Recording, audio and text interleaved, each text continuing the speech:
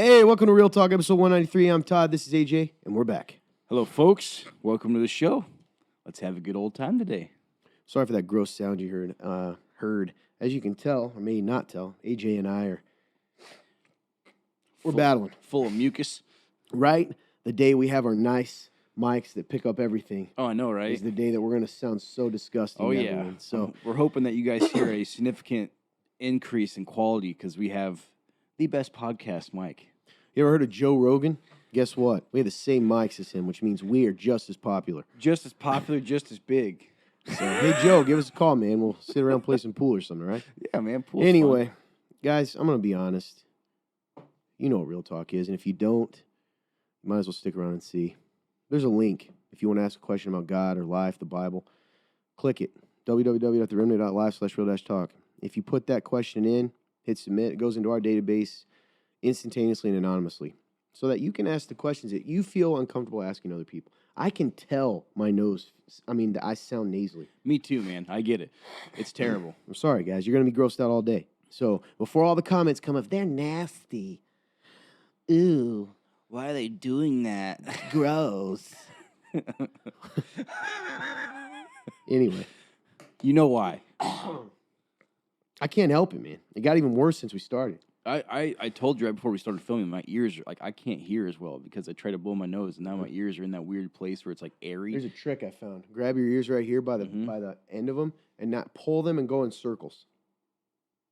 Like right here, though. Like not just the lobe, the whole ear. Oh, gotcha. And like then right pull here. it away from your skull and and put it in circles. You This feel is a some Real relief Talk fan on the club pressure? moment. Oh, yeah. Yeah, it's nice, isn't it? Uh-huh. This is good. Yep. There you go. This is the show. Got a big show for you today. Got a lot going on. Oh, yeah, man.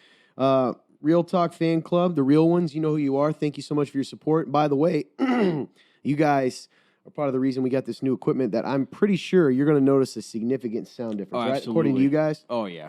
And we're just going to keep getting better and better. That's oh, yeah. Man. That's the plan. That's the plan. So Damn. we need you guys to help us out. Listen, I joke about this a lot, but I'm going to be serious. Let me take you back to 2020. 2020. You know the year. Weird Big year for us, all of us. Let me take you to early 2020. Guess what Real Talk was pulling in per week? You remember? We were pulling in at least Not live, just at least 400 to 500, Yeah. 600 views. I mean, think about that. Between 3 and 500 views, let's just say. Yeah. Okay, 3 to 500. And we did have some 600. Think about that, folks. Now we get 100. Now, to be fair, we're on a lot of different platforms now. We are Which spread I've out. heard, and fun term, I know it's actually called, we're kind of cannibalizing ourselves a little bit here. I don't know if you've heard that. And I've considered whether or not we need to just cut down on that. But It's that being possible. said, a certain thing happens in the world. Certain thing. shut down. That's right. Real Talk does what Real Talk does, and we talk real. Yes, And when we do, social media did not like that. Not at all. P.S. Something I'm going to talk about today, and this would be a good segue for, but remember I said this.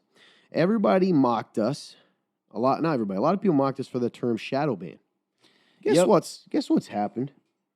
We've Oh, got proof that was happening in social media, all of them. Okay, listen to me, folks. I'm going to come to this when we get to real news, real views here. We have some real news for you. That's a fact. So tying this all together. Yeah.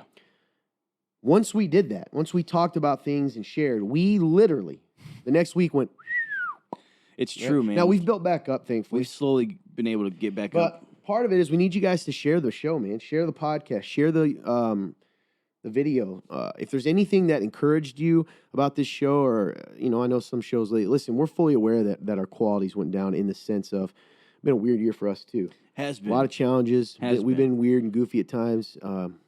Grumpy, sad, all that. But we all have it, right?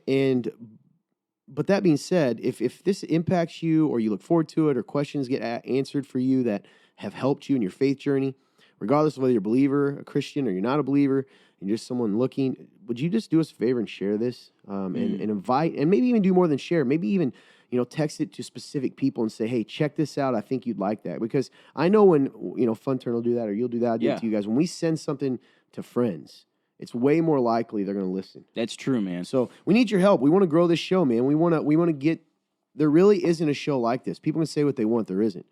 It's true, man. We're trying to do something different to advance the kingdom and encourage people and give people a platform to wrestle with tough questions. I love that, man, because I was literally about to say that. We've given you guys a platform to ask the questions that you don't want to ask people or you feel uncomfortable. We've given you the platform. So you stole words, man. I love it.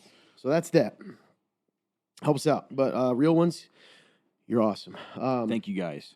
We're very close to catching up, and then once we do, we're going to give you a specific date. And what that's going to be is it'll be something like the 10th of every month. You're going to get your merch. And all that. So you should be getting. I think we're going to be 2 behind still because we have one for December and one for January. Yeah. But the plan is to get you that extra content, all that cool stuff. We got some really neat ideas. If there's stuff you're looking for, particularly content-wise, if you're like, guys, we would love to see how you set things up, or we would love to see just what's a day in your life. If there's something specific that you're in that you would love to see, you guys have got a voice at the table. Let us know. Send us a message of what you'd love to see, or we'd get you excited, and we'd be willing to do that. I love that, man. I think the first one was ridiculous, and you got a lot of crazy stuff there, man. Some of that was literally that was on our personal cell phones. Yep, that's true OG footage right there, man. Yeah. Never before seen. I love it. I was really appreciative that we were able to put it out because I know how it can feel to not want to do that. Yeah. Guys. Yes. Before we catch up in our lives, I have something to tell you. What is it? And it's heartbreaking. And it's something that needs to be discussed. Okay. Superman is gone. Superman is gone. Henry Cavill is no longer going to be playing Superman, and I blame it on The Rock. Thanks, Rock. Listen, you chose the worst moment to pick that can up and take a drink. You realize that, right? Oh, it was kind of not even. Oh, that's actually hilarious. I completely forgot the Rock's on the can. Yeah. That's why I did it. That's actually hilarious. Well played. Never mind. As we support him, but yes, I think it's important for people to know. Superman's gone. Henry Cavill will not be playing Superman. This is very sad, and here's why. As a comic book fan, I believe that there has probably been no one that looked the part more than Henry Cavill. He looked like Superman. This makes me sad more for the fact that you're sad. Thank you. Thank you for caring. You're welcome. He's a handsome man. He is, man. He's Henry Cavill, in my opinion, is one of the handsomest men that I've ever seen. The thing with me, man, is I love the idea of the comic book world. I just didn't grow up in it, and I was never because you're always fascinated when we talk about it. I am, man. I'm super fascinated, but I was just never exposed to that when I was growing up or anything. So, and I knew of your basic superheroes. Like, I knew of Superman, and Batman and all these guys, but, like, it was one of those things where it's like, because I didn't grow up in that, it's not much of an impact on me. But I will say that as far as people looking like Superman, I will agree with you that he looks a lot like Superman. And then what they're going to end up doing is finding some little fella, because apparently they want to go younger. And apparently Black Adam, The Rock is had the hierarchy of the DC universe is about to change. Yeah, they're scrapping that. You're never going to see Black Adam again. That's the truth. Because the guy who was in charge, the director of Guardians of the Galaxy, has been hired by the rival company, Warner Brothers, to head over the entire DC universe. Oh, man. So they've just decided to scrap everything. Wonder Woman, gone. That's going to be... They're still coming out with The Flash, which I wonder if they're going to use that to, reset the world. You know what I mean? Like a Flashpoint kind of thing. If you don't know what that is. That would be the best thing. Nerdy comic book thing. So anyway, bummed about that. They're going to go in a younger place, even though he's not old. By the way, AJ. Yes. Does it shock you that Henry Cavill is older than me? Does it make you feel weird It does not. to know that this man that you view as handsome Superman is older than me? You're a young, prospering man. Does that make you feel strange? Does that make you feel strange, viewers, to know that he is older than me? Because you thought I'm old, decrepit. I think I made my point. Now, one thing I do want to make a point with, since we're on superheroes and comics, is I never realized how much of an influence those universes had even on other TV shows. For example, Smallville. Never knew that was about Superman. What'd you think it was about? No idea. I never really watched it, but I just thought it was some show. So be Lex real. Luthor didn't tip you off at all. When did you realize it was about Superman? Somebody told me. Like when? Years ago. But it had been on for a while. Oh, yeah. Did they make fun of you? I think they did. Yeah. Well, Smallville, classically known as the home of Clark Kent. See? Yep, I wouldn't have known that. It makes sense now that everyone knew it was about Superman. Did you even know it was about like guys with powers? No, So I had you no clue. thought it was just a teenage soap opera, Something like that. I was like One Tree Hill. something along those lines, man. Ooh, Oh, any yeah. One Tree Hill people. Days of Our I Lives. dated a girl that watched One Tree Hill a lot. Who did? I dated a girl that watched One Tree Hill. You ever heard of that show? Oh yeah. I've heard Big One popular Tree show. Mm-hmm. Did I get sucked in? No. Yeah. Dude, those shows can be surprisingly good, man. Anyway, this went off the rails, but I just wanted you guys to mourn, send your Henry Cavill your well wishes. Yes. However, other nerds out there, I've heard that Henry Cavill's pet project. Anyone here ever heard of Warhammer, the game? No. It's like a big this board too, game. yeah. You do. Remember that place before we went to where they had those little that game based on those little Like things? the whole shop was Yeah, it essentially? Yes. So they're making a movie about that, and he's going to be in them. That's Yeah. pretty cool. Oh, Yeah, he's gonna be one of the Sounds Iron like Daisy. Marines. What'd you say? I think he's gonna play an Iron Marine or. Yeah, that makes whatever. sense. I wish you would do the. Bro, that Holy shop s- was pretty cool, man. I mean, Yeah. they were all in on that game. And it was clearly, I am, once again, I'm not as big of a nerd. I would probably be considered an amateur nerd because I've never been involved in all this stuff up until maybe 4 or 5 years ago, and that was just for Dungeons and Dragons. That is my first Christian viewers because they think it's evil. evil. But I'm a Christian. but Anyway. but that's really been my only exposure to the quote nerd world. So Yeah, well, you mocked it a lot back in the day. I don't lie, I did a little bit. There's I a did. reason. While you liked wrestling, you mocked us. It's true, man. So I had a different version of nerd in me. yeah. Anyway, just want to let you guys know about Superman. Henry Cavill, we're with you, buddy. We're with you, And Henry. you're still my Superman, buddy. I was about to sing and then I didn't. Dun, dun, dun, dun, dun, dun, dun. That went in a much different direction than I thought you were gonna go. Yeah, I changed it. Because I saw you about to sing something. I couldn't tell- Yeah, I was. I couldn't was tell going what to. it was gonna be. Anyway, Oh, that's you, good my stuff. friend, Yeah. how you doing? I'm supposed to ask you how your life's been. What's been going down in China? I've actually got some notes here. That's good. So, one thing, I'm actually gonna pull up my phone because I'm gonna start off with the Bible. Sure. Been reading through Proverbs because I've been slowly making my way through this reading plan. This reading plan, by the way, wants you to read like 3 whole chapters a day through of Proverbs. I'm like, man, that's a lot of Proverbs to try to take in. So I've just been kind of doing it at my own pace. But let me see, I highlighted one. And I actually have a question in the midst of this for you. Now, the reason why is because I decided to highlight a couple of them in the message because I thought the way the message said it was really cool. So it's Proverbs 29:18. It says, if people can't see what God is doing, they stumble all over themselves. But when they attend to what he reveals, they are most blessed. Mm. Now, that was the message. So my question is to whether this is for me, but also maybe to those of you who maybe you're a new Christian or you're still new to reading the Bible.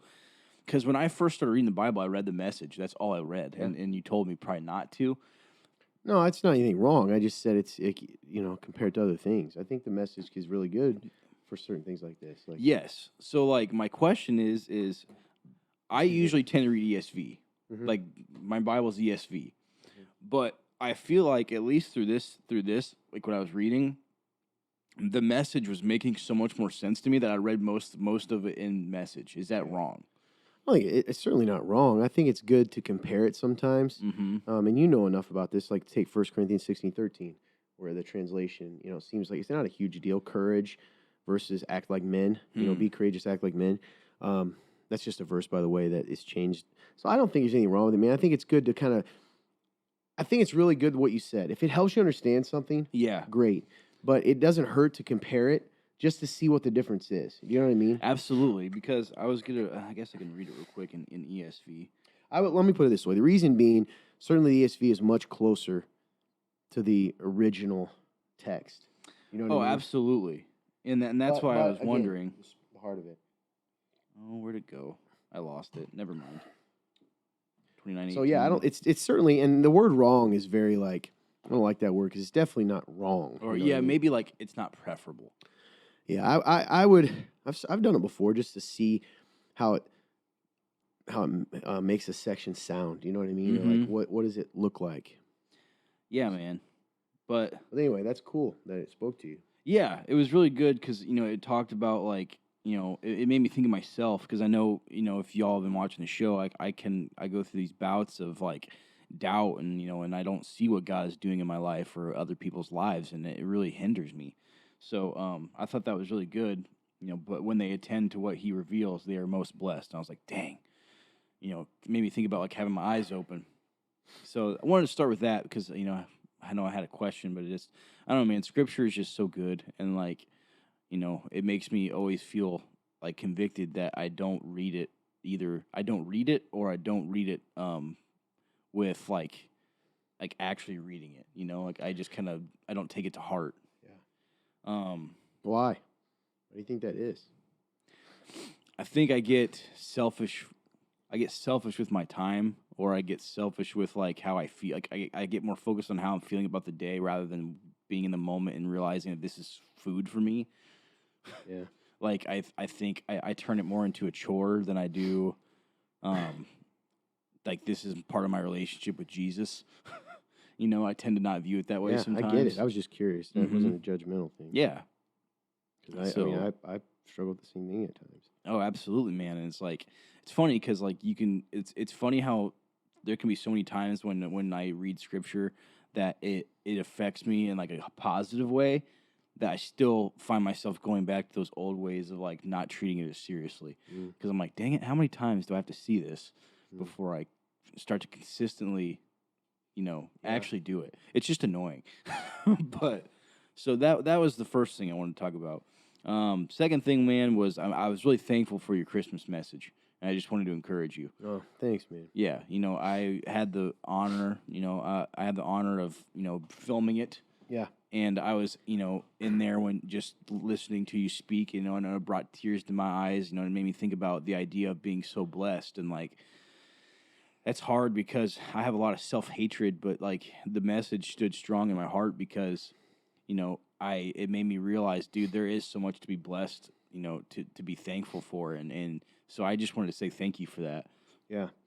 You're welcome, man. I have something to share with you, dude. That we talk a lot about and even the way you kind of now hear me. This isn't stick to the end of what I'm saying before you think I'm like being negative. Okay. But you so flippantly just said I have a lot of self hatred.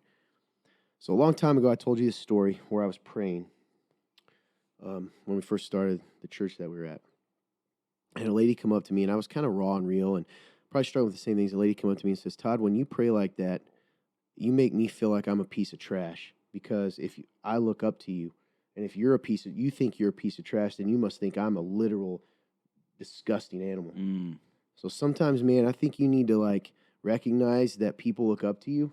And when you sit here and say you struggle with self hatred and they may look at you as a role model or a mentor, like what does that say about them? Mm. That's interesting, man. Because I thank you because I guess It changed my life when that lady said that, and it changed the way that I approach that stuff. And it doesn't mean that you can't share that, but I think sometimes, man, you're just so flippant with it because, like, hey, it's kind of like the whole idea of if you're with someone who's really struggling, I don't know, with weight, Yeah. right? And you're that person who is clearly still has like a six pack, but you're like, oh man, I'm so fat today. It makes that person feel like they're disgusting. Hmm. Do you get what I'm saying? It's the Yeah, same man. thing. This is really good. And it's a good reminder because I know we've had I think we've had this conversation in the past, and like I appreciate you saying something because I for a while like I think I've been more inward focused on how like I speak and like how it just really just in general have been living, Yeah. like it's been more inward focused rather than focusing on the outward of like how I can affect people or like how like my words or my actions don't affect people. Like I can buy into the lie that it only affects me. So I appreciate you saying that.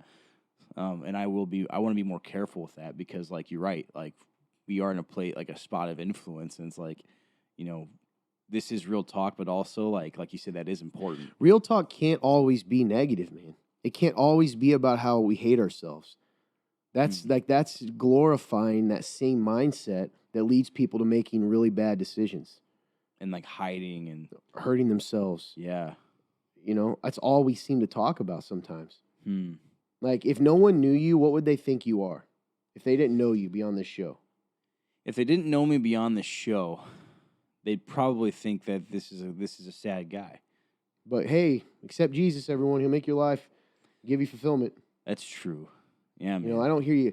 And I know, me either, man. I look like a grumpy guy or whatever I may look like, you know, sad too. And like, it's okay because there is some sadness in the world, but I think that's something that this show has really gotten away from. I kind of confess this, man. I think we glorify sadness. I think we glorify depression. I think and I don't understand it. You know, I don't understand why that's all that's talked about. I think it's. I think Which that in this case, you weren't really talking about it. You just made a flippant comment. Your real conversation, which was cool. Like today isn't necessarily an example of that, right. Because you were saying, "Hey, this encouraged me." But in general, I think, like it's almost like, "Hey, you were sharing a positive thing, and you had to inject that." Hey, well, I hate myself, like in the middle of it. That's really good, man. Because I think that there can be a subtle, like I don't think I consciously realize it, but there can be a pressure that like there has to be some sort of bad because then like it's fake. You know what I'm saying?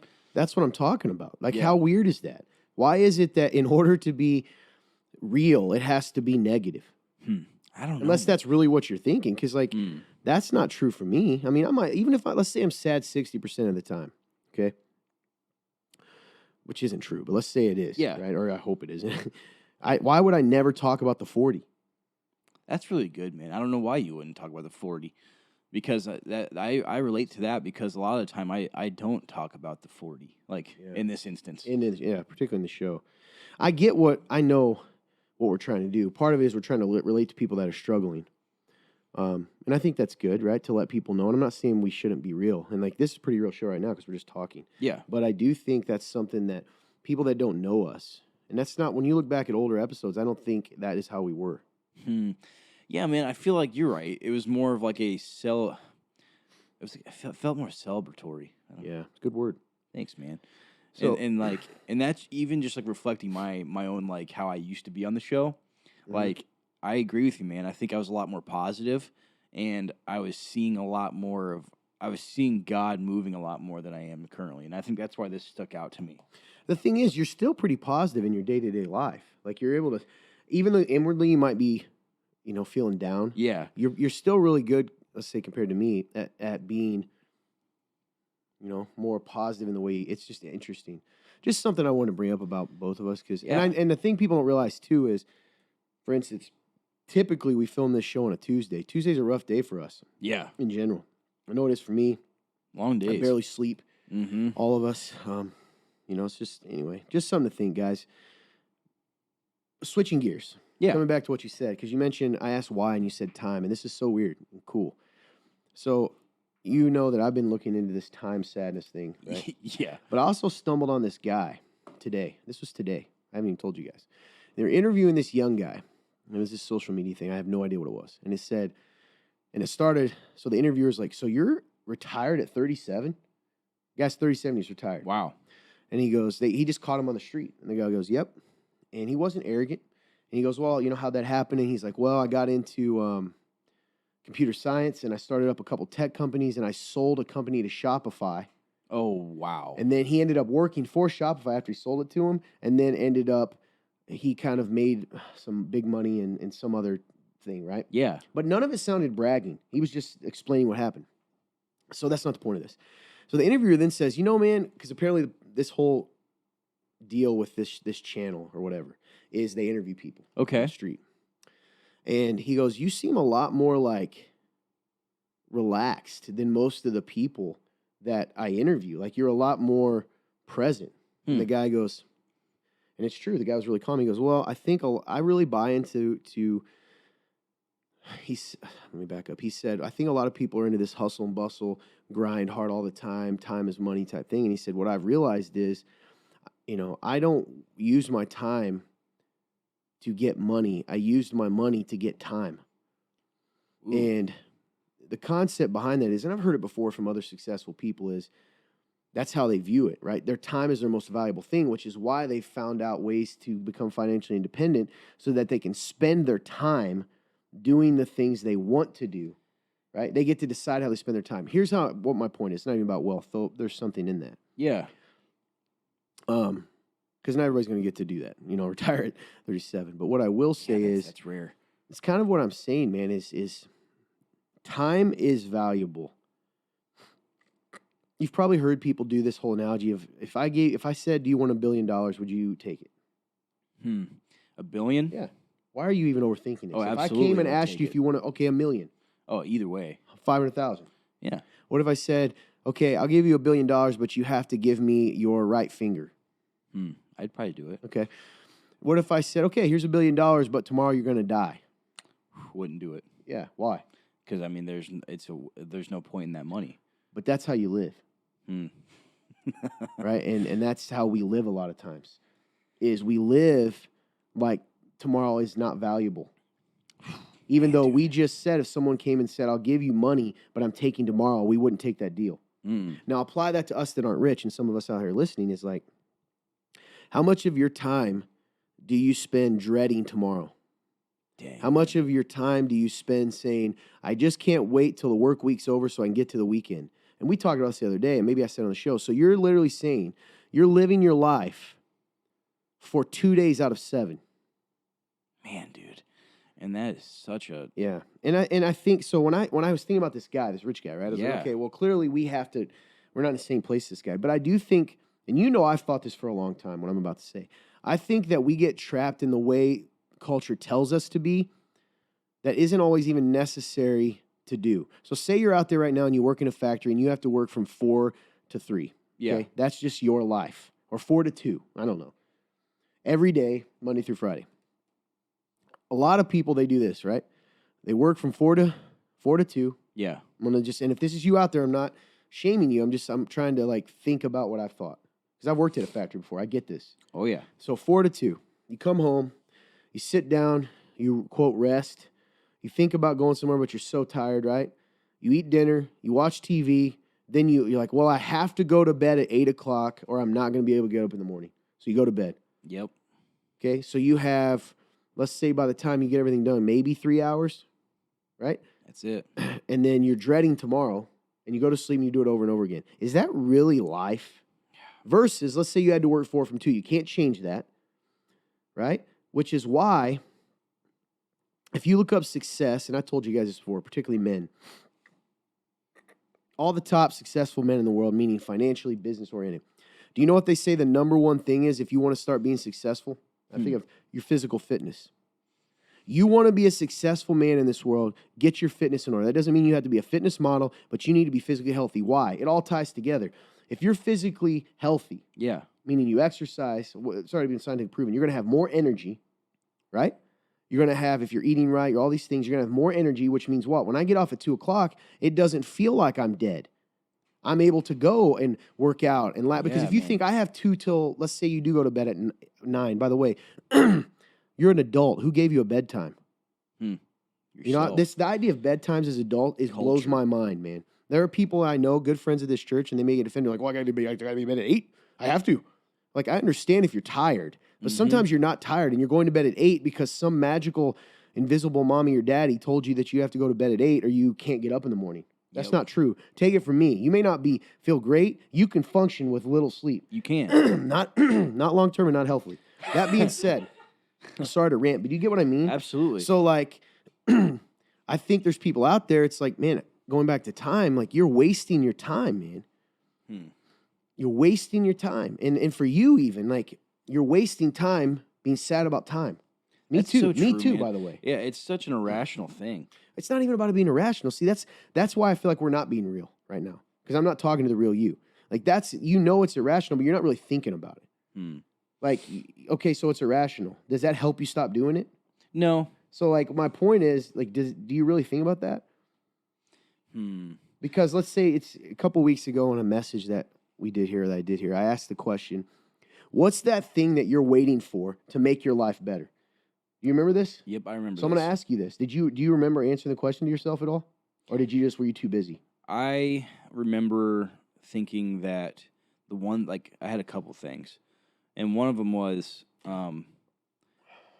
one thing that, and this is it's kind of like general, Sure. but it was more like a purpose, because I've felt purpose. Like I can tend to not feel like I have a purpose a lot of the time.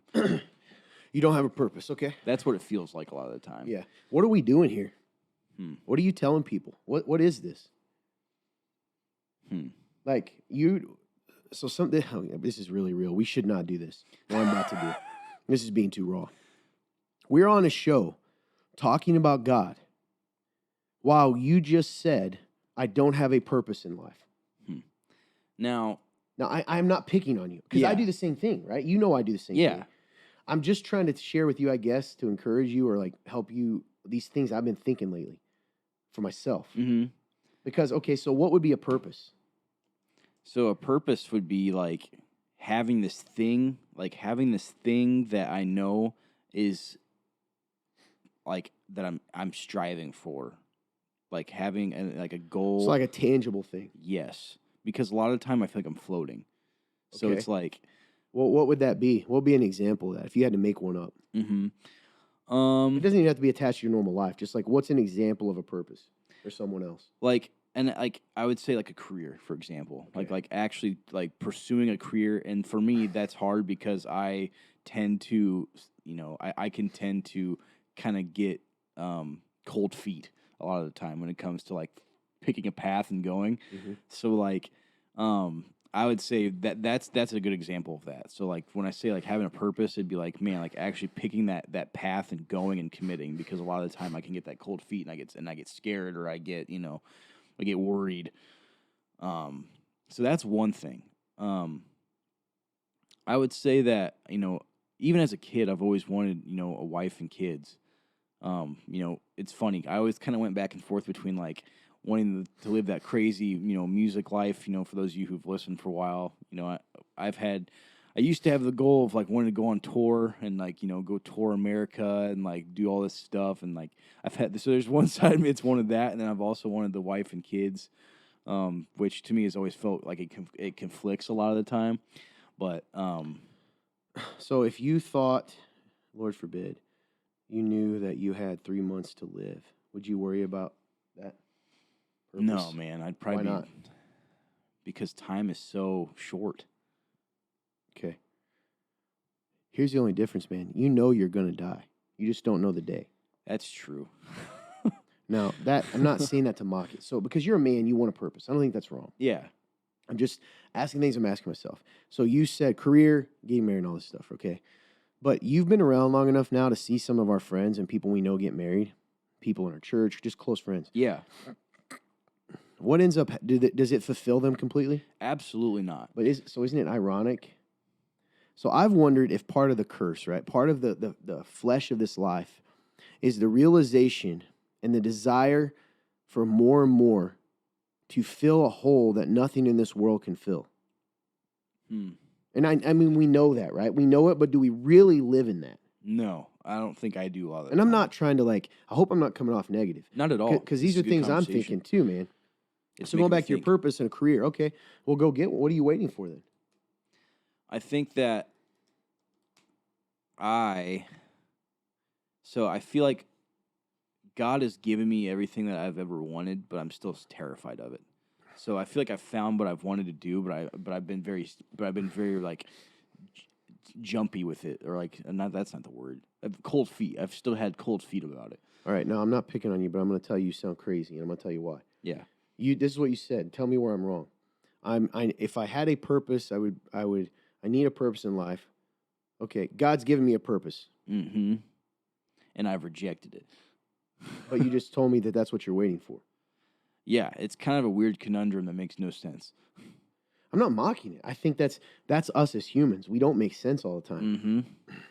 Yeah, man, because like, even like if I break it down even to like interests, or like anything like that, like, when I was in high school, I only had a couple things that I enjoyed, and that was, music, and then there was also like being creative. I just like to be creative, and it didn't really matter how I was being creative. I just liked to do it, and I knew that if I was ever going to do anything in life, I wanted to be creative in some way, and so like I've been given the opportunity to be creative as work, and I think it's one of those things where it's almost like so surreal in the fact that this has happened. I'm like, it almost scares me even to this day. I'm like, and then I get cold feet about it because then it's like, man, like I don't want to, I don't want to screw this up. At least not as much as I already have in a lot of ways. You know what I'm saying?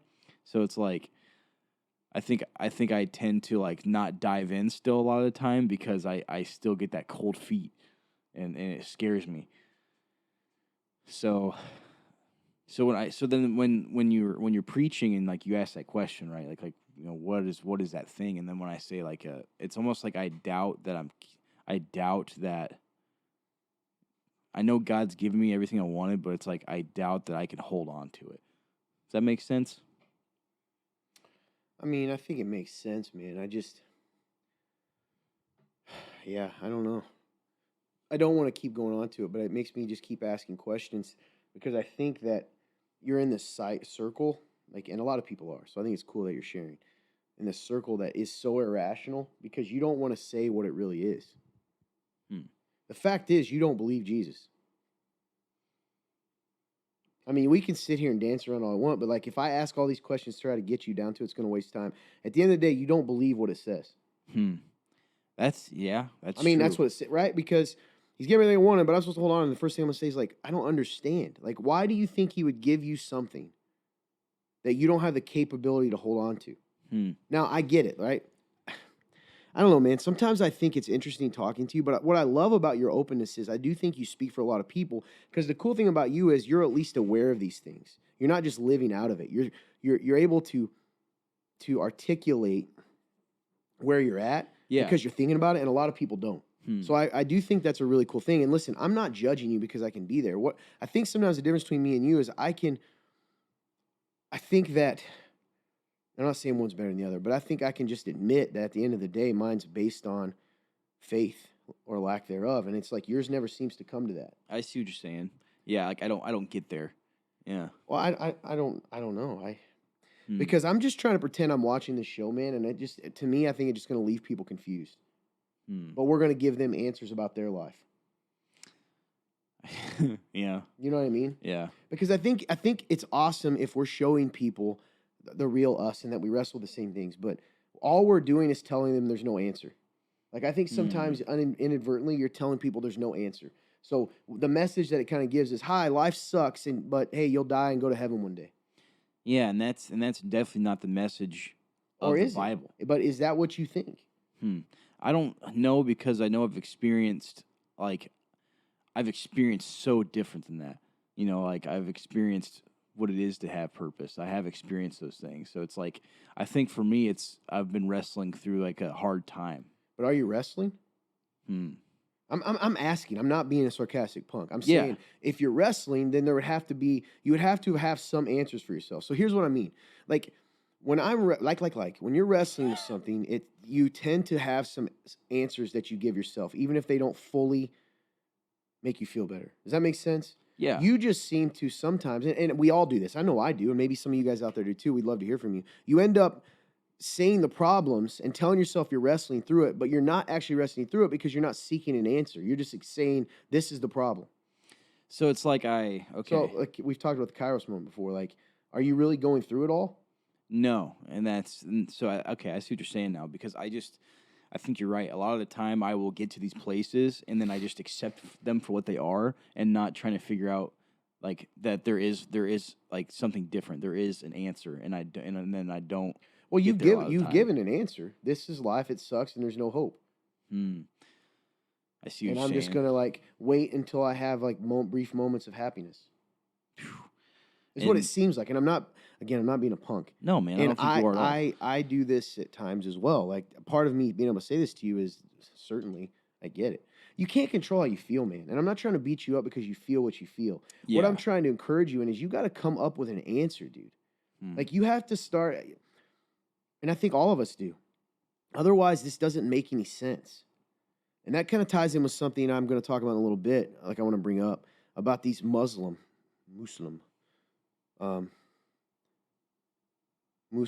right? I think that's how they pronounce their own, but apologists that I've been listening to, man. uninadvertently. So like, Todd, what are you doing? I'm not afraid of it. I'm going to listen to what they say. Yeah. And one of the things that is interesting, man, is they use what we're doing right now as proof that our faith isn't real.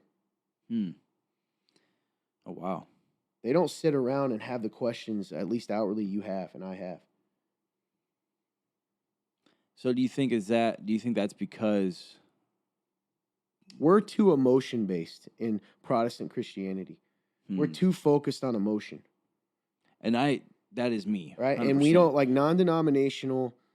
And again, emotion, God created emotion, so it's good. But we are so focused on spiritual highs that we just don't accept the idea. Like we don't really want to ever focus on the ideas of faith being about obedience, being about walking, having little to do with emotion. Like, do you think martyrs want to die? Do you think Absolutely they don't. emotionally have this excitement about dying? You say you don't think so, but when you really read those stories, do you really put yourself there? Do you think that they want to say, chop my head off rather than deny Christ?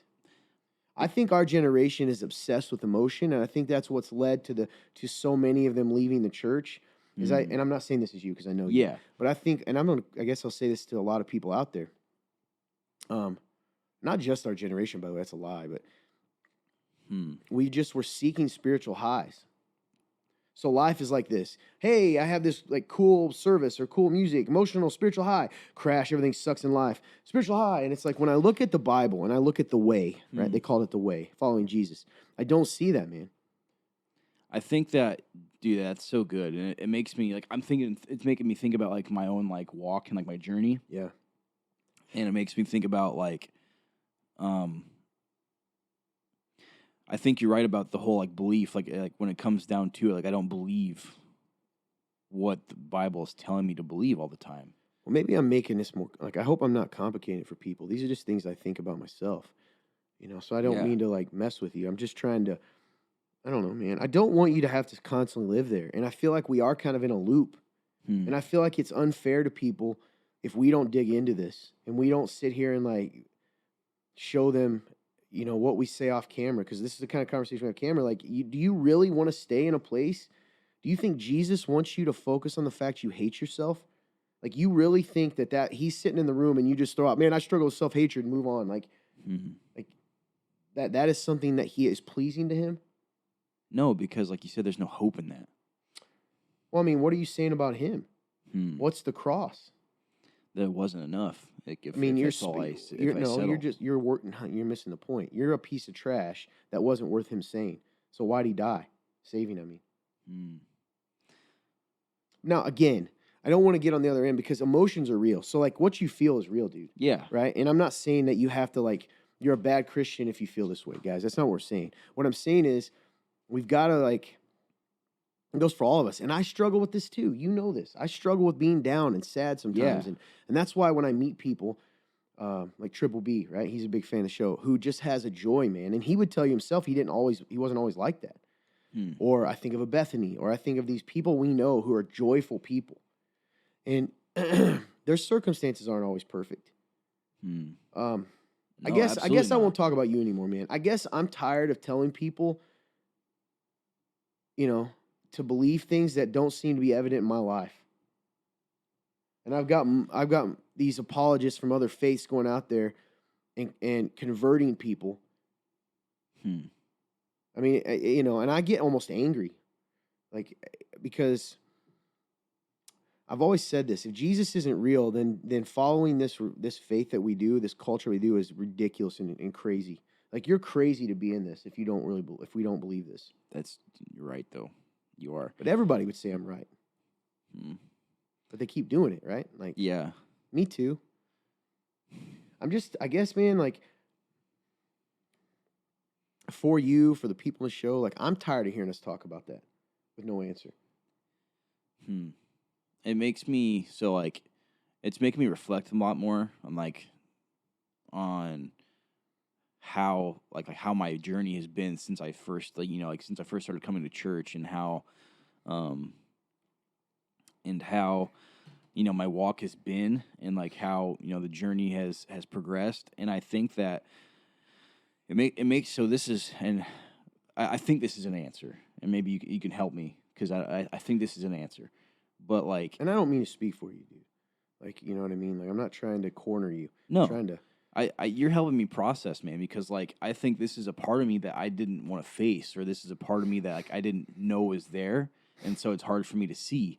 But with what you're saying now, I think it's opening that part, and that is that I think that even in the midst of, because I can tend to look back at certain years of my faith now since I've been in long enough to do that, and I can see like, oh, like that was a much better time, or that was like me, quote, stronger in my faith. But I think that now that I'm hearing this and like I'm processing and like thinking through and reflecting, I think that a lot of my faith for a lot of my journey, even from the beginning to now, has been feelings based, whether good or bad. And I can see how, I can see how that can kind of like shake my foundation a lot of the time, and why, you know, why I can tend to not always believe, because if it's kind of always been based on emotions, man, like of course it's gonna be up and down so severely. You know what I'm saying? Yeah, man, it reminds me of, and I've talked about this before, when Jesus was handing out bread and fish, there were 3,000, 5,000 people there. When he started talking about crucifying your flesh and following him, nobody wanted him anymore. And, I guess the question you got to ask yourself is, are you following the bread or the bread maker? Like, which one do you want? Yeah. And that doesn't mean, because I think that's what you're saying, and you got to start seeing it that way. The promise was not that life is going to have be situationally better. It's not the promise. That's not the promise. And that's part of the reason I get fired up about the gospel in America, is we say prosperity gospel is only the stuff that has to do with, hey, you're going to get rich if you do this right. Prosperity gospel's infected a lot of the things that we do, man. Like, even the idea of when I talk about looking in the mirror, that's almost been twisted in our church, the negative way. Like, sometimes, when we talk about looking in the mirror, it means, hey, you got to see how bad you are to appreciate how good God is. That's the meaning of it. And there's freedom in that. And I think, the early believers, when you look in the Bible, a lot of their joy came from the fact that they did believe they lived in the kingdom now. They believed that Jesus was returning imminently, meaning he could happen now, that he was going to come back, he was going to fix what he did, that, that he moved in their lives. And I don't think that the modern church thinks that way and lives in that kind of mindset. Instead, we're constantly focused on, well, God's with me if I'm happy all the time. Whereas Paul said, and I've been reading, right? And I'm going to paraphrase here. He said, I found the secret to contentment in all situations, whether hungry or full, rich or poor, and that is Christ. And that sounds corny, and I think that's what we've got to do, man. And even us, we take it lightly. Like, how much are you really reading the Bible, dude? How much are you really praying? How much are you really doing? Like, cut the crap and tell the truth. And that goes for all of us out there that are struggling with it. Unless we're doing what he told us to do 100%, we don't really have a leg to stand on to say that he's not fulfilling his promise. That's so good. Because here's what he said. He said, you do this sin, it's going to lead to death. We're always like, well, I'm still alive. I'm not just talking about death. It's not just death of your body, man. It's death of your self-esteem, your emotions, your relationships, your hope, your joy. That makes a lot of sense, dude. And like, when it comes down to it, like you said, like at the end of the day, I haven't been following. I haven't been doing what he's told me to do. Yeah, and I'm not trying to... I don't want you to like simplify everything. I'm not trying to get you to just accept even in that you're a piece of crap. Because I think that's where you end up. Okay, well, I suck. That's not the point of all this. The point of what I'm trying to get you to see is that, and me too, okay? What guys like us need to accept is, why are we glorifying being sad? Why do we not focus on joy? Why are we not focused on the living King? And I don't know. Why don't we want to read the Bible? Why don't we want to pray? Why don't we want to love people? How often, I'm just going to be real with you. How much are you thinking about loving other people? You can't have time for it, because all you do is, most of what you do appears to be on the outside of people that know you, is hate yourself, trash yourself. So, dude, all you're doing is looking in a mirror while people are starving and hungry and pointing out, well, I got a pimple here, I suck here, my hair's dirty. You know what I mean? That's what we all do.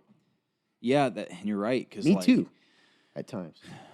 Yeah, you're right. I don't have because like that is what I do. Like I don't have time to love others. Like when I'm in this place, like I don't. Well, that's what's been different about you, if just as a friend, is you used to love people and look for ways to do that, and I don't see that in you as much anymore. Hmm. Because you definitely still love people, dude. Because you speak into things. That's one of the things I really admire about you. Like you just did it this morning. You're very encouraging, right? But it makes me sad because that's definitely a gift and a cool thing that God used you in the kingdom for.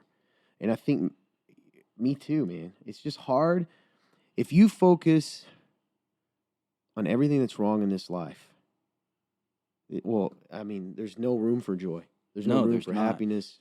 And I can, I appreciate you saying that Me too, man. because like I can see that when I was at my peak of that of like loving people like that was when my relationship with Christ was the strongest easily.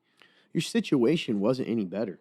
No, not really. When I actually like look It at was it, worse. so It was it's worse. Like, do you really believe that though? Because I don't think you do. Your situation was worse. I'm not going to tell your business right now, yeah, but you need to like face some reality, dude. You're in a way better situation in your life than you've been. that's true. And yeah, I don't think you think that's true. Do you really think that's true? I mean, I don't know. Maybe you do. But like, if you really sit and think about it, I could make a list of where you were versus where you Yeah. are, and you still, which I do this too, and we're going to talk about that. Like, we glorify the past. You and I both admit we're very sentimental. Yes, we are. So we tend to look and like glorify the past. Even if it was bad, even Well, if, we don't remember the bad, right? Because there was good in it. But here's the crazy thing. In 5 years, you're going to look back now and probably not remember how bad this was. I'm like, man, I wish I was back there with those guys hanging out and doing That's a true. show. That's true. That's what, I guess these are the things that I've been dealing with. And I feel like I'm rambling, but No, man, that's I don't stuff that think I've so. been wrestling with myself. I think that, you're asking me like, is that how you really feel? I think in some instances, yes. In some instances, no. I think that as far as situationally, I think you're right. I can recognize that I'm in a much better place now than I was then. And like, but I think relationally, that's where I think I stumble. Like do you mean? relationally, I think I was much better then than I am now, and I think it was better then than it is now. But you know what notice what you're doing? You're still talking about better and I'm worse now. Yeah, You're still talking about it in terms of you being worse or better as a human being. yeah, and that's not healthy. Well, yeah, I think that like I don't view it that way So because how, you're the same guy, right? So like if I right now, okay, if I go outside and I sit in the mud, because there's a lot of mud, okay, inherently am I a different person? No, Okay, what if I roll around in the mud? you're still the same person. Like really think about that. Okay, and I come back in here and I take a shower and I'm all dolled up for best I can be on camera. Am I different than the guy that was in the mud? No, you're not. What's you're still what's the Todd. difference?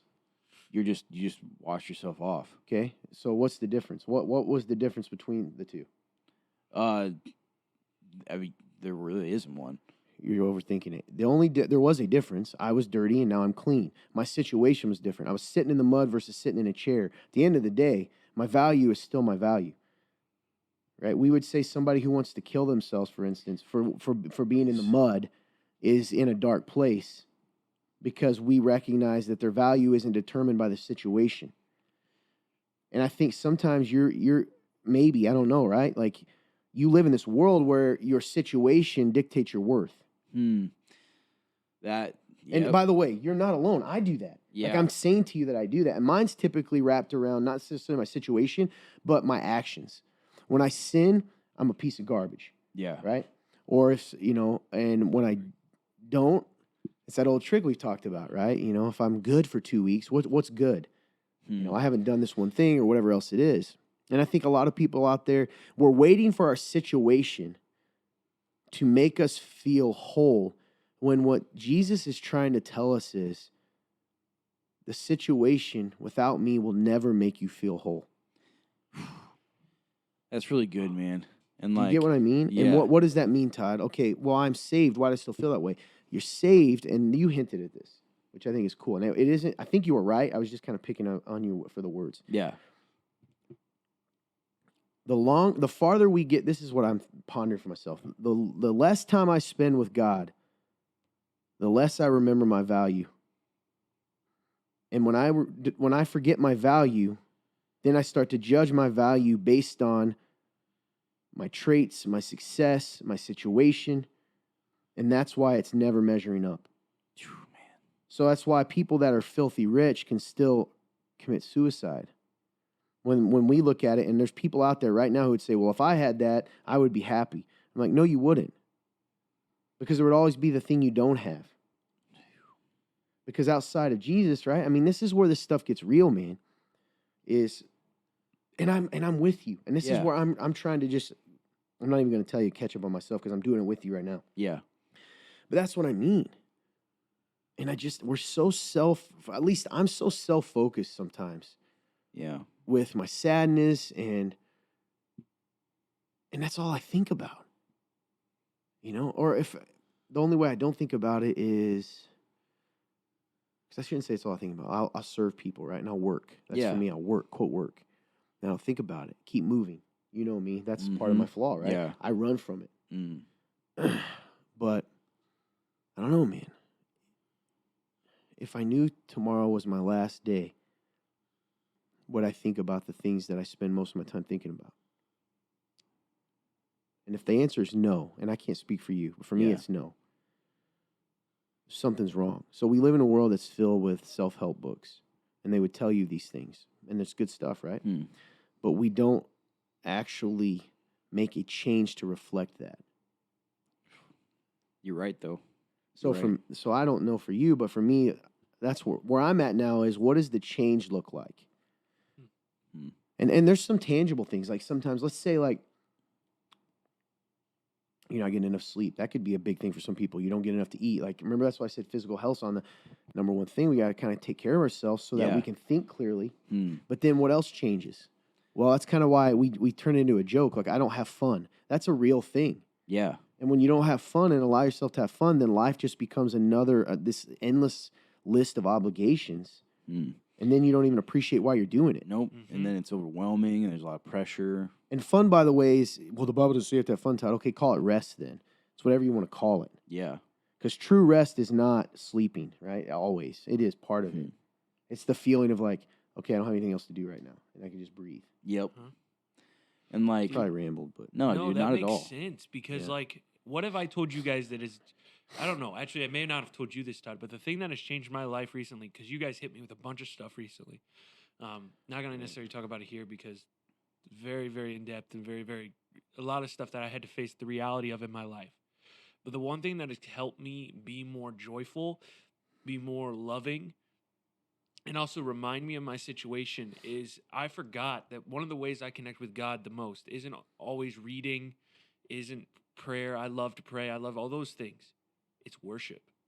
And when I've worship randomly throughout the day, or I go in a room and I purposefully worship, and like I took time to do that today, and all these, I've actually been doing it very recently, just every single day that I think I forgot yesterday until late at night. But once I do that, I feel, it's not even just I feel, I am recharged, and I feel it's different. It's different. I am more joyful because it also reminds me, and I get to have this moment where I'm just doing this thing that, one, I love to do, but two, I don't know. It's rejuvenating because it's this thing of like, you got to take that one thing that's been in your life that, like, say you're not having fun, say you're not doing all these things. That's part of it. He tells you to do that. Mm. yeah, you're right. I think that's good, man. And I think for me, part of it too, though, is, and I think that's good. Certain things speak out to others, but sometimes I think the things that are hard are also the things we need to do too. So, like you said, worship fills you up, and I think that's awesome. And we should all do that more. That's one of the ones that kind of slip out, right? That we don't think about. That's but true. like meditating on the Word of God is also in there. Oh yeah, very important. And it's a supernatural thing, man. I don't know. If you're out there right now and you're struggling with meaning and purpose, and I'm sorry, as some of you may not be believers, and you're like, what in the world? Why would I want to follow this? Here's the thing I'll tell you. Even in the moments when I feel the darkest and most hopeless, it never feels as hopeless as it was before Christ. Mm. And that's the truth. And I promise you that's the truth. And I'm sorry sometimes if we ever give you the idea that that's not the case. That's so good, man. That's a good reminder. Yeah.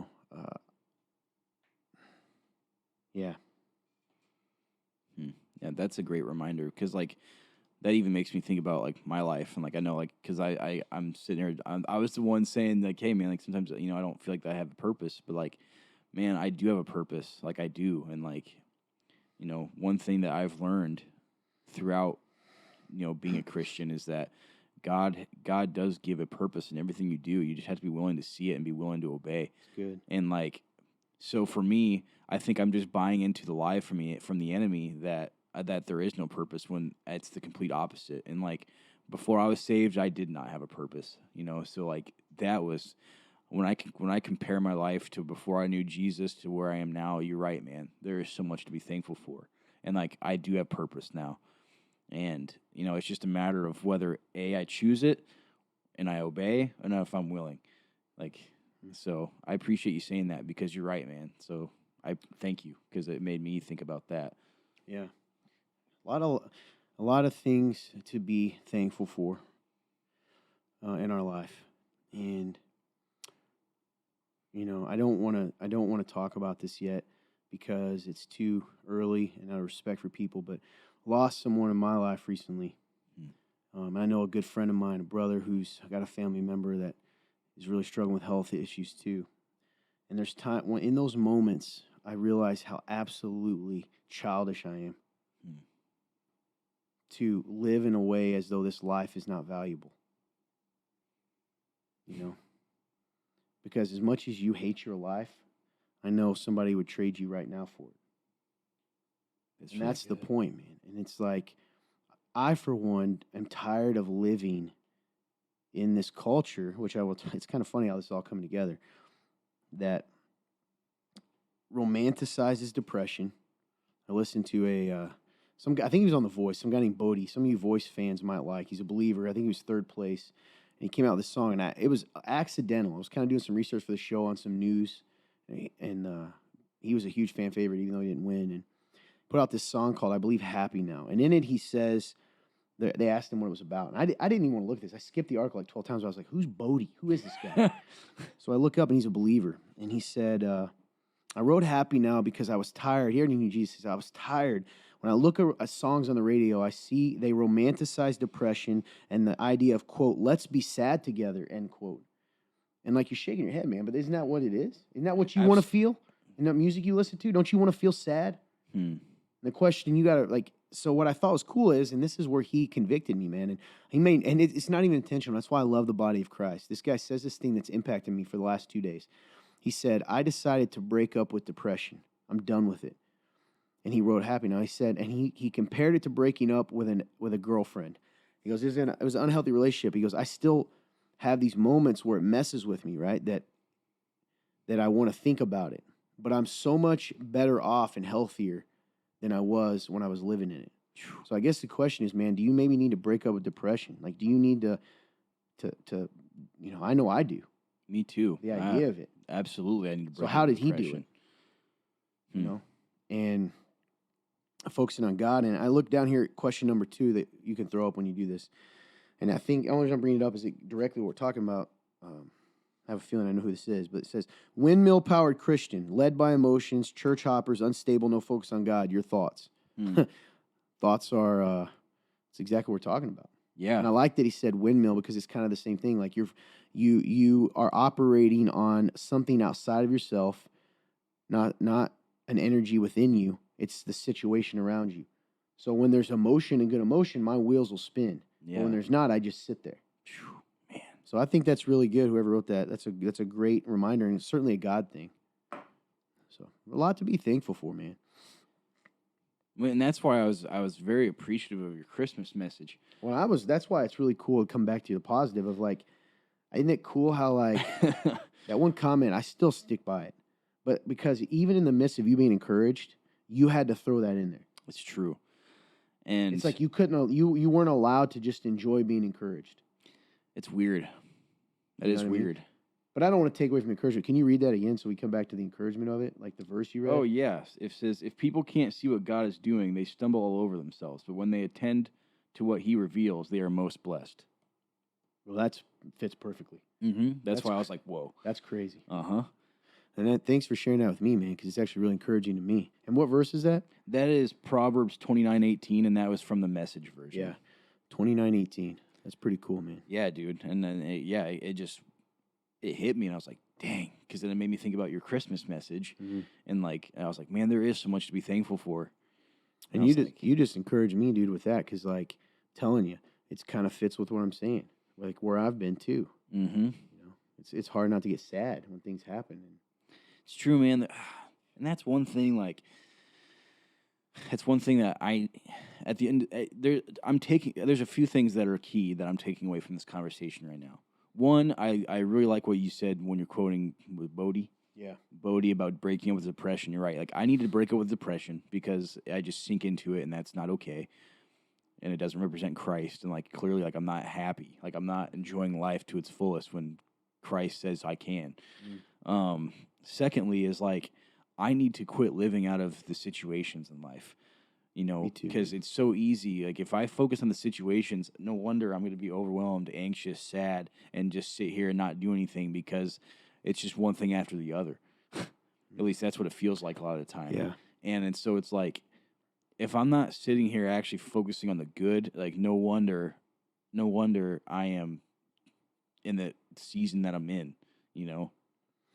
Yeah, and you kind of made me think. I think mine is not necessarily situationally. I will not let go of my past. I feel like I've just ruined everything a lot of times. I'll live out of my past mistakes and sins. So it's not even so much the present. I just live out of this hopelessness of like, you're always going to be what you've done. You know what I mean? Yeah. Even if it was 10 years ago, like it's hard to move forward in that sometimes, which is still just as bad. It's haunting, man. And like, that's a good word for it. Dude, I understand that to an extent too. I think that I tend to look at it situationally. Like, I'll look at a situation like that I've messed up in, and I just like it's exactly what you said. I always think it's just going to be the same, and I think that's why I want to run. That's why I want to get away sometimes. But you can't. I know. Because it'll haunt you. I think, yeah, man, that's good. And the truth is, there's just so much to be thankful for. There really is. I'm so blessed, man. I'm so blessed. You're so blessed. We really are. Yeah, dude. And life is too short to focus on a lot of that junk, you know? You're right. And just to choose to just be joyful, man. And now, here's the thing to encourage us, too, though. God's patient with you, dude. He loves you through this. He's not mad at you that you're sad. He's not mad at me. He's not mad at you out there listening. He loves you. It's not an anger or disappointment. It's he loves his child, and he doesn't want you to live in that. And there's encouragement to me, and I've brought this up a lot, that the Apostle Paul wrestled with that at times. We know that, at times that he was Jesus when he said, I'm sorrowful to the point of death. We have moments. We were talking before we went on, I think, went on the air today. The difference between sorrow and depression. Right? Yep. That was before. Yep. When I was thinking about this, we can't control sorrow. Sad moments and trials are going to come. Yes. Those are external. But I think depression is different. And I think it's so to me, when I think it's like sorrow are the things that happen outside of us that make us sad. Depression is like this internal thing that spills out. And I think depression, in the sense that is certainly not. I don't think that we that's something that we have to live in, man. You're right. I think we've accepted that we do. Yep, the world tells us, like, can't control it. It's just, even in the church, I'm like, I don't know, man. Jesus could do a lot of, sometimes it's not a choice so much as, that's not what I mean. It's, there can be freedom in that. Right? I mean, we're sitting here saying this guy, we believe him, and I do. He was raised from the dead, that he's changed us, made us new creatures. He has. Yeah. But what about this? Fruit of the Spirit is peace, love, joy, faith, all these things, which goes back to, if we don't have that fruit, man, are we doing what we need to do to abide in Jesus? Like he says in John, I believe 15, might be 16, but when he says, I'm the vine, abide in me. You want to be healthy, you gotta be connected to the vine. It's so good, man. And that I actually wrote something down, which was, I put security in the gospel. That's and good. like, there is security in the gospel, and like what you're saying. And I wrote down confidence, boldness, peace, and joy. And like, that all comes from, if you choose joy, I think that is how you develop that security, and that's what comes. That's when your confidence develops. Your boldness comes out, and you are more peaceful. And it's like, dang it, dude! Like, exactly what you just said. When we choosing joy, to me, and I want to define that for people to listen, because we talk about that a lot around here, in our little circle. What that means is it isn't necessarily faking it, but it's choosing to focus on the positive, And it's like I said one time, I don't know if I did this on air, but the time I come in and I said, I'm going to be positive for my brothers. It doesn't matter if I feel happy. The times I do that, you know what's crazy? I end up being joyful. So, like, even changing my body language, this has been a big deal for me. I'm going to come in and I want to smile. Why would I not smile? Well, I can't control how I look. I hate that from, like, believers. Yes, you can. You can choose to do this. If you can't watch, I'm making a pressed angry face, or you can choose to do this. Like, you can choose that. You absolutely can. And why is that not a, like, I don't know. Anyway, that's what choosing joy is choosing to focus on that stuff. So it's a good conversation, man. Yeah, dude. If you're out there and you're struggling, there's nothing wrong with you. You're not broken. You know, times are tough sometimes, but they pass. You know, God's mercies are new every day, it says. And please don't live in this momentary feeling, struggle, or trial and let it become your permanent reality. Because when you do that, you'll make decisions that you'll regret. Man, that's good. So please, if you're out there and you're struggling, whether it's with sadness, depression, you need someone to talk to, please take us at our word. Please get a hold of us using the link at www.theremnant.life/real-talk. We'll throw the church that puts us on their phone number on here. Yeah. You can call us at the church phone number, leave a voicemail. We'll get a hold of you. There's someone always that will hear that or check that. Like you're not alone. And you're not alone in the feeling that you have. And sometimes it is encouraging. That's why I think it's good that you still share this, dude. Yeah. Because you're still here and still walking through that. And that's good because there's hope, man. Yeah, there's always hope. That's exactly right. There's and hope. when you live like those circumstances are reality, you lose hope. Yes. And then when you lose hope, the enemy comes in there, right? And that's what he wants to do. He wants to steal your hope. He wants to tell you that this is it permanent. So hey, you know, whatever it is, whether it's hurt yourself, walk away, give up. You know, that's the big lie, man. Man, dude, that's so. And that's what he wants to do. Like that's a good point. He says that our enemy prowls around like a roaring lion, looking for someone to devour. Yep. So constantly, you're not alone. God is so good, guys, and I'm telling you right now, we need to spend more time because we do a lot of laughing too. We laugh and joke and have fun, and like life is better than we maybe sometimes show you guys. That's true. So we're sorry for that. We want to focus more on that stuff too. Get back to that. Definitely. Been a weird year, but you know what? God is good. Amen, dude. And like, it's something that I know that this is all real, and I know that, like, when I choose to live out of it, how beautiful life is, man. I've seen it, I've experienced it, and it's like, man, just gotta get back there. Amen, dude. I get it. Good stuff. Good convo. Hope you guys enjoyed that. Man. I love it. I hope you know that you're loved, that God loves you, we love you, that you have value. Please, please, please hear me. This too shall pass. It will. What you're going through, the struggles you're going through, it will pass. I've been in moments where it feels like the darkness you're in is like permanent, but it's not. It's not permanent. It's not. No. So hold on. God's coming. Anyway. A lot of stuff to talk about. I feel like we've went long, so I don't want to get into it. I do have thoughts on these Muslim. I'm trying to start to say it the way they do. Muslim. I think that's how they call it. They say Muslim apologists. It's interesting. It's been interesting to watch and listen to. When they talk to atheists, much of what they say will be how a Christian apologist will talk to them at first. Interesting. Almost exactly. In fact, the one guy I thought was a Christian apologist until I started listening more. Now, it's so funny though, man. Every time I listen, I'm not saying this across the board, but that guy definitely, this one I was listening to, definitely does not like Christians, man. And some of his claims I'd love to talk about sometime. Of we have double standards and we don't have answers and all these things. It's very interesting. Wow. And they're converting people, man. It's scary. Yeah. Very scary. I know that, I know you've been kind of talking about this for a few days now. So like I know like you've been diving in, dude. And I know you've been watching stuff and doing your research, and it's like because there's been a significant rise, right? Yeah. It's interesting, man. It's very interesting. I haven't, to encourage people, none of their answers have shaken me at all. In fact, most of them, I still feel pretty confident in what they're trying to say because it's not. I don't want to get into that too much, but I'll just tell you this: like I love apologetics. Yep. Like you can't be afraid of questions, right? You know the Bible says have an answer for every season, have an answer for the things that are happening, and you know it's good to know what the charges they're giving people. But most of them, if I'm honest, are pretty, like the ones they think are super deep. At least the one to me is pretty lame, if I'm honest, because it always comes back to who God is, who He says He is. Good stuff. Yeah, I would go into it more, but probably not a good time for it. I understand. I will say this. Real news, real views.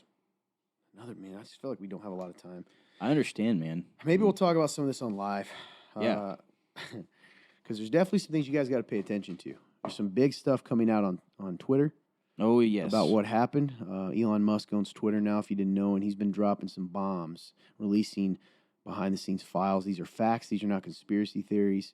And if you believe that, then, I got some swampland to sell you. Like, you'll believe anything. It's a fact. So, about how Twitter particularly, but others too, were being used to propagate the same message over and over again that wasn't necessarily true. Yep. So we'll talk about that later. Little nugget for you. But we probably should get into these questions. So unless you guys have anything else. I don't think so, man. Cool. Awesome, man. There's a lot of news. Be a long story. I want to talk about geoengineering. You guys hear about this? I think I might have heard a little bit of something. Oh yeah, man. They've said they could do this for a while. In Dubai, did you know they do that all the time? They make it rain in Dubai all the time. They're filthy rich country, but they're doing it. They're starting to test it here of changing the weather. Yeah, man. That's very, very interesting. It's terrifying. I have been saying this all this year that they can control the weather. Yeah. I feel so. I don't know what the word is, Vindicated. but it's so vindicated. Yeah. I believe they've been able to do this for much longer than they I realize. agree, but I think it's interesting that it's coming out. So we'll talk about that. very The interesting. thoughts of that. I'll talk about Neuralink. Elon Musk is coming out. He says within, I believe, a year, he believes it'll be ready for humans. Very interesting. He That's claims, I terrifying. don't know, you guys heard what he said he can do with Neuralink? It says it will allow paralyzed people to walk. It will allow blind people to see. What? You didn't know that? Huh. No. Yeah. How is that possible? Because That's of what it can not- do with the nerves and stuff, man. How control. Unbelievable.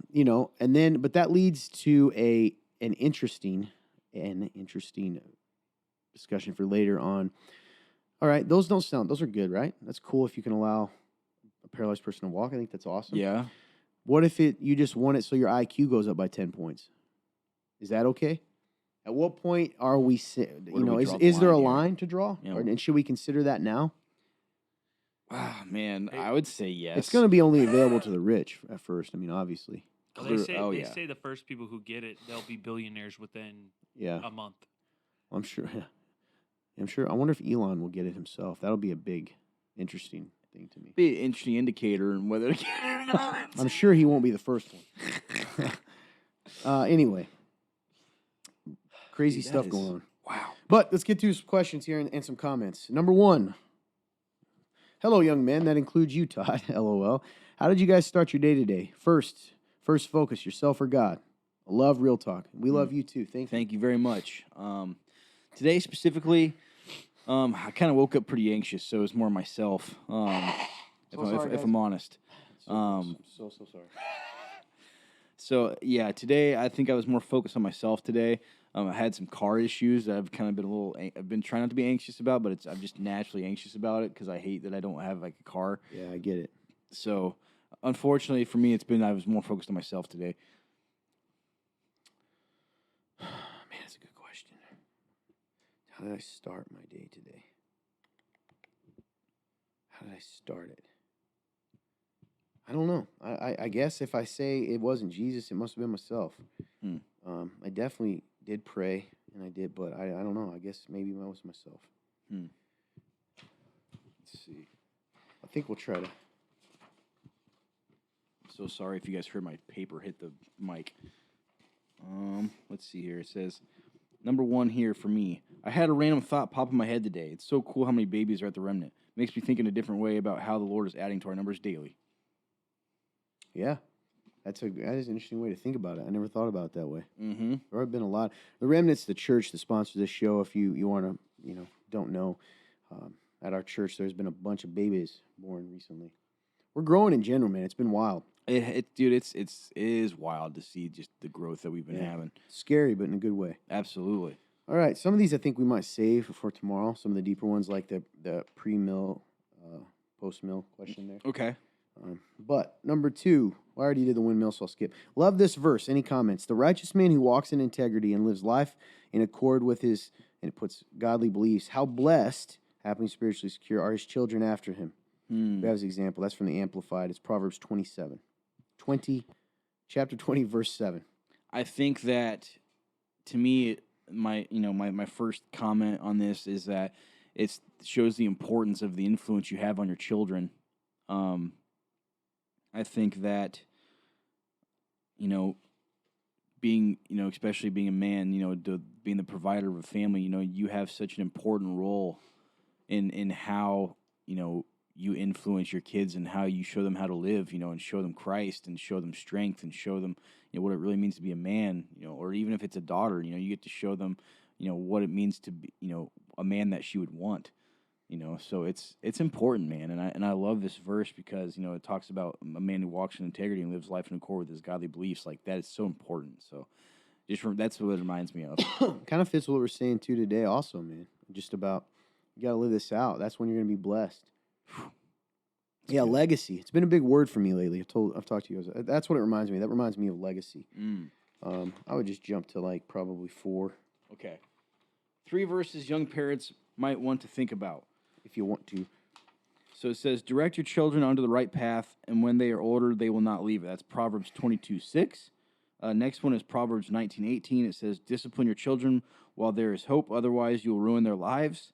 And then last one's Colossians 3:21. Fathers, do not provoke or irritate or exasperate your children with demands that are trivial or unreasonable or humiliating or abusive, nor by favoritism or indifference treat them tenderly with loving kindness, so they will not lose heart and become discouraged or unmotivated with their spirits broken.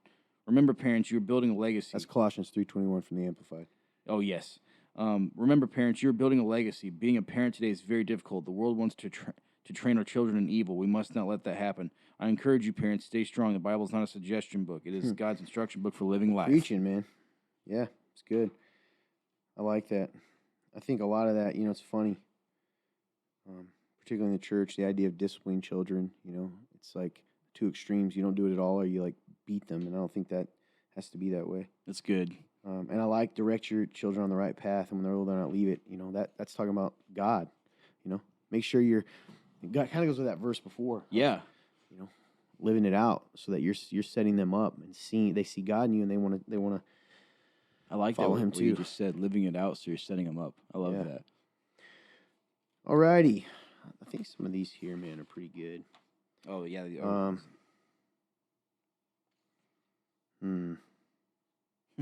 Decisions. Yeah. So let me think. I think I'll go with this one. Question is, have you guys ever struggled with sexual dreams? I have, and I know I can't control my dreams, but I still feel awkward when around the people that the dream was about. Really good question. Really honest question. Oh, yeah. Yes, I have indeed struggled with sexual dreams before, especially because of my past. I used to be a sexually active person, so, that definitely kind of haunts me at times, whether it's consequence, with... Yes, so whether that's with, I can tend to have dreams of people that I have had sex with, or I can... Or I've had times where I've had dreams with other people that I haven't had sex with that I did have sex with in my dreams, and I understand that awkward feeling. So like, you're not alone in that. I was trying to see, but yes, I have struggled with that. The hope is that, I guess for me, like, I don't let that, like, I don't let those sexual dreams like simmer. I tell people. Mm-hmm. So like, I guess my encouragement to you is like, don't, and which is cool that you asked this question, because I feel like that's what you're doing. But like, don't let that first off define you and make you feel like you're wrong, because you're not. You couldn't control that. But also like, make sure you have people around you that you can tell people about it, because then you're not alone in it. Because when you're alone in it, even if you want to do the right thing, it can be very tempting to do the wrong thing. So, yeah. So, yeah, you're not alone. All right. Yeah, I think you can't control your dreams. It can make it awkward. You know, it doesn't mean you even have some deep fantasy. The brain's a weird thing, you Yep. know, and it is awkward when it's someone you know, a friend, or, you know, someone from work or even church, you know. The big thing is don't feed that, you know, don't feed those dreams. And I think sometimes that can happen is, you know, you don't want to feed that dream because that dream itself may not be lustful. You know what I'm saying? Right. You can't control that. But when you come out of it, don't feed it. You know what I'm saying? Because then that can create almost a fantasy versus a dream. And once it becomes a fantasy, then it's a problem sometimes. You know what I mean? Oh, yeah. Sometimes people go, what do you mean by fantasy, Todd? Well, yeah, I mean, it becomes something more than a dream. I've had dreams where I woke up, I was like married to someone in the dream that I've never been in a relationship with, someone, a friend, you know, from church or from work. And then you feel weird around them. It's not even sexual. It's like, I feel like I know you, but I don't. The brain's a powerful thing, and it fades. So the biggest thing is don't feel shame on that. You can't control that, but making sure you're not feeding it is a big deal. So really honest question. Yeah, man. All right. Let's see. I'll just go right there. Yeah, that's what I was thinking. What, number 1 or number 2? One, I Okay. assume. Do I have a biblical role to lead my family, mom and dad, when both my parents are still alive and claim to be believers, when you can argue saying they are not? Well, you don't have a biblical role to lead your parents at all. So it's a tough question without details. As far as having a biblical role to lead your parents, you don't have that. If you mean because you feel like you are looked to as a spiritual leader, you know that's happened before with certain people or you know, in certain situations. So I guess to answer your question directly, no, you don't have a biblical role to lead them. What does it look like to love them in that? I don't know for sure without details. But no, there's no biblical role to lead your mom and dad. You are to take care and honor your mom and dad, you know, to honor your father and mother. What that looks like in different situations is different. So anyway, good question. Yeah, man. This week, what from God's word has spoken to you? So, kind of discussed it earlier. I was reading through Proverbs. There's a couple other ones that stuck out to me, so I'll share another one. It says, this is Proverbs 29:21, and again, this is from the Message version. It says, if you let people treat you like a doormat, you'll be quite forgotten in the end. Oh, wow. Yeah, so I was like, huh. So it's funny that we talk about worth, like value, self-value, and like how like when you're in a relationship with Christ, you tend to naturally have a better value of yourself because you know who you are through Jesus and you're not on your own merit. So, good, you know, I know for me, when I'm on my own merit, man, I do let people treat me like I'm just a doormat, and like I don't like, and I have no confidence to like pick myself up. And so like the beauty though is that when I am living in who I really am and through Christ, man, like I can do that. I know I can. Like, that backbone's there and that confidence is back. So like that just really stuck out to me, because especially when it talks about you'll be quite forgotten in the end, because it's like, you know, people, whether it's people who are trying to wait on you to get up or, you know, it's the people who are treating like a doormat. Either way, they have to keep moving. And if you're not moving, then that's what's going to happen. Yeah, that's interesting. Mine would be Philippians 2:14. It's kind of just been staying on my 14 and 15. It says, do everything without grumbling and arguing, which is, grumbling is complaining, right? So that you may be blameless and pure, children of God who are faultless in a crooked and perverted generation, among whom you shine like stars in the world by holding firm to the word of life. Man, dude. So when you don't grumble and argue, you stand out in a generation that, you know, does, and beyond that. How do you do that? Well, you got to hold firm to the word of life, which is the Bible, the truth. Man, dude, that's really Good stuff. Thank you for sharing that. Oh yeah. Oh, I think you're up, man. Oh yes. And we'll just call her there. It says, last 3 years have lost 6 to death. Dad, 2 cousins, brother-in-law, aunt, and a friend to suicide. The suicide bothers me the most. He was like my Okay, little pause. brother. He wasn't saying all those people committed suicide. The way you read that kind of implied that. Oh, It my is bad. 3 years have lost 6 to death, dad, 2 cousins, brother-in-law, aunt, and a friend to suicide. Yeah, there we go. Sorry about that. That's all right. I just want to make sure people didn't. Yes, and it says, the suicide bothers me the most. He was like my little brother. How do I cope with this? Strange timing for me. I've actually had several friends, several people I know commit suicide. 3 specifically. 2 in the last probably year and a half. How do you cope with this? Cling to Jesus and, ask him to heal your heart. Love the people that are affected by it. Be there for them the best you can. Talk with people about it. Process those emotions. What it can, because it does make you think different. And sometimes you can feel like you're in a dark place when you're around someone like, because you start to put yourself in their shoes and what they were going through. And don't carry guilt. It's not yours to carry. So many times we think if we'd done something different, we could have stopped it. It feels true, but it's not. Yeah, man, and then ask God what He's trying to. Those things don't happen for you, but we can learn from them, and let it drive you to be even more passionate about telling people the truth of the gospel, and to have hope. Because yeah, man, it's a dark world, and like that verse said, actually, the world needs hope, needs Jesus. Amen, dude. Amen. So I'm sorry that happened to you. That's a lot. And I understand it. Suicide's a strange thing. It stirs up a lot of emotions in all the people that are affected by it. Whether you're a immediate family member, whether you're a friend, or whether you're even kind of a friend of a friend. It's just a very surreal thing that someone's there one day and gone the next. By a choice. And I've always been a person that it's easy for me to put myself in people's shoes sometimes, and to put yourself in that moment of hopelessness is, you can't stay there. Don't let yourself be sucked into that, because that can be bad. But and pray for those that are hurting, man. It's a very surreal thing. I know the first time my friend, this is 10 years, probably 12 years ago. I ignored it for a long time. I didn't talk about it. I didn't go to his funeral. I'm ashamed to say that. And I actually was with him that night, like 2 hours before he took his life. And I think I did not handle that, man. I did not handle it. I ran from it. But it still pops up. I still think about him probably every month. So don't do that. Process those things. Otherwise, yeah, you'll just keep coming back to it. Yeah. So sorry to hear that. It's good, man.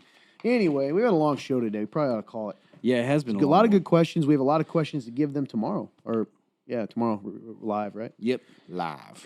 So many good things to talk about, man. We got so many good articles. So many things I want to dig in with you Pod Squad, but. Pod Squatters. Good show today. Thanks, guys. Yeah, thanks you too, man. To say? Yes, please just like and share the video that you're watching it from, no matter what platform that is. It helps us so much. And leave a little blurb at the top telling people why you watched it. Thank you guys so much for just sticking with us and watching it or listening on the podcast and just being a part of our family. And you guys are the only reason why this happens. So you guys are awesome. Thank you so much, and I love you. All right. Got anything? Fun turn? If you're on the podcast, please do leave us a 5-star review. We really appreciate that. Leave a little blurb down there. It doesn't have to be too deep. Can be if you would like, and we definitely appreciate those. But leave something. What's your favorite sandwich? Your favorite type of peanut butter? Your favorite Mexican dish? Definitely just put that down there. It really helps us on the business end of things, and it will help get us out there farther. It will help the algorithm like us more. So therefore, more people get to come and hear these awesome conversations. Thank you. Good stuff. We love you guys. Appreciate you so much. Want to leave you with this. There's always hope. God loves you. Listen to me. It doesn't have to feel real to be true. God loves you right where you're at. There's always hope. Don't give up. Hope you guys have a great day, and God bless you.